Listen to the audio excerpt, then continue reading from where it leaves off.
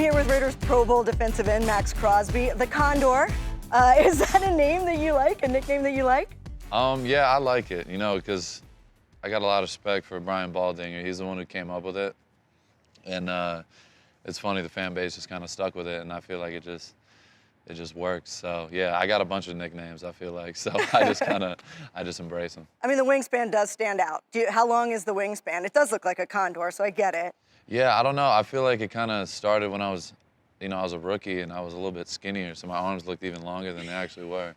So yeah, I don't know. The wingspan, all that. Like, I don't have like crazy long arms or anything like that, but I feel like, I don't know, when I watch myself, my arms seem just like, they're always going. Yeah, that's why. They're just always going. They're just there, yeah. They well, stand out. You mentioned Baldy, who's a friend of mine too. Yeah. He said this about you on Twitter, quote, "Pure kinetic energy, plays every snap, every game.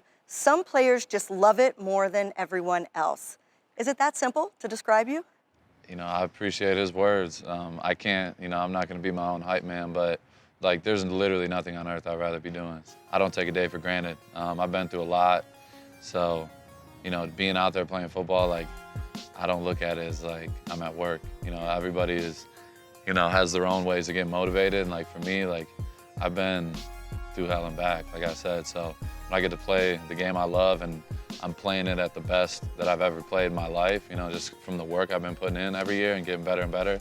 So I'm just enjoying it more and more every day, and I absolutely love it. It's incredible. To put it in Vegas terms, you're playing with house money at this point, right? Absolutely, absolutely. Coming out of high school in Texas, only one college made you an offer? Is that correct? Yeah, Eastern Michigan. Eastern Michigan. You go to Eastern Michigan, you play, and then fast forward to last week, Hall of Famer Charles Woodson tweeted that you should be in the Defensive Player of the Year conversation. You ever think that you would be here? Honestly, I've always believed in my ability, but I never knew where it would take me. Honestly, it's crazy because a lot of people ask me the same question, like, what does it feel like, after I got my contract? Like, how does it feel you doing this? And like, for me, like, it's an everyday process. So I don't try to look too far in the future. I don't look too far in the past. I just continuously get better every single day, and I try to improve, and good things keep coming. So I really haven't had the time to really sit back and look at it. But it's just incredible. It's not like I'm surprised, but I'm just blessed, just to be able to stay healthy and be in a position where I can maximize, my abilities. And I feel like I got so much room to grow. But, I feel like I'm definitely going in the right direction. And a guy like Charles Woodson saying that, he's a living legend. So I got a ton of respect for him. And, I agree with his opinions. So, yeah, big shout out to him. Wilson stands up straight.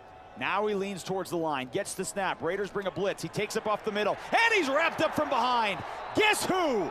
Maxx Crosby with the sack as he races over to the far sideline. His 8th sack of the season. I want to go back to what you said. You mentioned you've been through hell and back, and you were quoted in Sports Illustrated as saying, quote, "I'm proud of the person I've become." You've been very transparent about everything you've been through, about ending your dependency on alcohol. You've had 2 Pro Bowl caliber seasons in a row back to back here. And then just weeks ago, you become a father for the first time. What is the number one thing that you want Ella Rose, which is a beautiful name, by the way, Thank you. what is the number one thing that you want Ella Rose to know about you when she grows up? Not you as a football player, but you as a person. Yeah, I think that's the most important thing. Obviously football is great, but I want her to have a leader, somebody she can look up to and see what hard work can do for you. Setting an example for your kid is everything. And I want to be that every single day. My motivation, I already had a ton of motivation before she got here.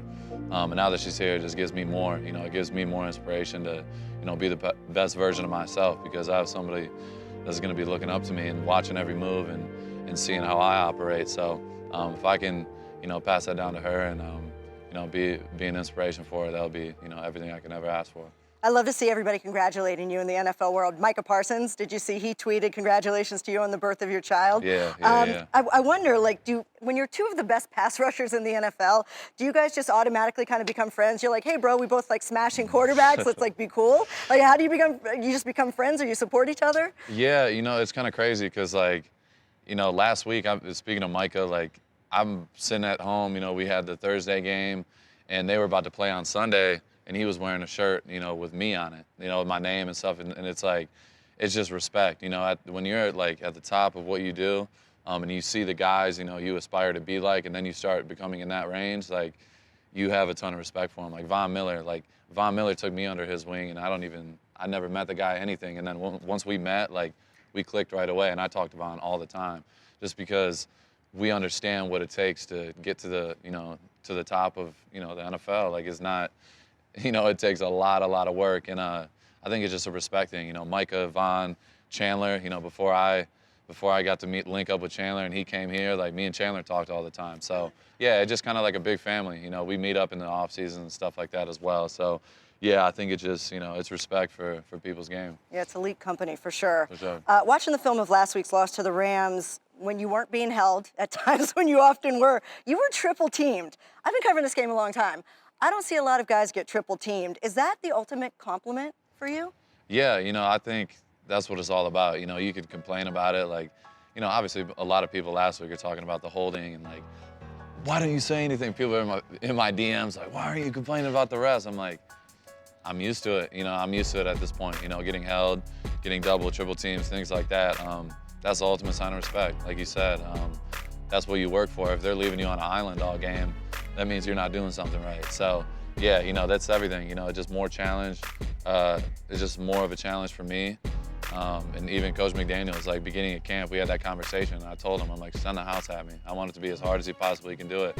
And he gave me that every day. He did not let it, he didn't let one single day be easy for me. And I appreciate him for that, because it gets me ready for games and what it's going to look like on game day. Not many offensive linemen are going to leave you on an island, but speaking of respect, is there one offensive lineman that you love going up against? Because it is that one guy that one-on-one can challenge you, and iron sharpens iron kind of situation. Yeah, there's a lot of guys out there. There's a ton of good tackles in this league. It's hard to say one. Last year I got to go against Lane Johnson, who's considered one of the best, and we had a great battle. And so, yeah, a guy like him, a ton of respect for. Ryan Ramczyk from the Saints, a great player. Another good one. That's, at the end of the day, like, I want to play the best. And, getting to do that, I feel like this year I've had an opportunity to go against a lot of the top right tackles in the league. So, yeah, it's a big credit to them. I love a great challenge. So it's been awesome. Now you have the Patriots coming this week. I know in your preparation you've said that you don't leave any stone unturned. So you've been unturning the stones for the Patriots. Yeah. What do you see under them? I mean, this is a Patriots offense that struggled. It's banged up. It's still winning, still in a playoff position. Yeah, they're, obviously everyone knows their history. They have the best coach of all time. He's literally the GOAT. So, yeah, no matter what has happened this year, they're 7-6. They've won more than they've lost. They have a ton of really good players, and they're disciplined. They do their job at a high level. And for us, it's another challenge. They're coming to our house. We got to back it up. So we definitely look forward to the challenge. It's going to be exciting. And Josh McDaniels has 5 rings there as a Patriot. And I know usually as a defensive player, you're not picking the mind of your head coach that's offensive-minded. But do you do that a little bit more this week, knowing what he knows about the Patriots? Yeah, no, of course. It's kind of funny. This week I've been messing with Josh a lot, because it's a big week. Obviously, he's going against his former team, and I've been just trying to make him not be so serious, because I know everybody's kind of like, all right, it's Patriot week, but I've been kind of doing the opposite, trying to make light of it and have some fun with it. So yeah, it's been incredible. We're getting ready. I feel like everybody's got their mind right, and it's gonna be an awesome day. Don't even let him get a yard. Don't let off. We'll relax all weekend. Give me everything you've got. One last question. Closing out games has been an issue. It's been the Achilles heel for this team. As 10 one-possession games, you guys have lost 7 of them. As a leader, as somebody that's so high motor and wants everybody to perform at that same level, how do you help fix that? It's not something in practice that you can create that game situation or a scenario about close games. How do you as a team fix that? Yeah, I think honestly it just comes down to everyone doing their job. It can't just be in the second quarter, the first quarter. It's got to be for 60-plus minutes. And that's something that, when you have a team with younger guys, you have guys that are coming from a different system, new coaches, things just don't happen overnight. And that's the thing we got to trust. Obviously, it's super frustrating. You want to win those games, the close games. Like last year, we won basically all of our close games. So, yeah, it's extremely frustrating. I want to be in the playoffs. I want to be in the biggest games, personally. But as a leader, you know, I gotta bring my guys up and show them what the standard is, and that's, you know, something that's gonna take time. But I feel like we're going in the right direction. So, you know, just staying positive. We got 4 games left, and we're still in the hunt. So, you know, you could either fall into the trap and feel bad for ourselves or fix it. And I feel like, you know, we have more guys that want to fix it than the others. So it's going to be great. Congratulations on all your success. It's so much fun watching you play out there every single down, every single snap, as Brian Baldinger said. We'll see you out there against the Patriots. Thank you so much.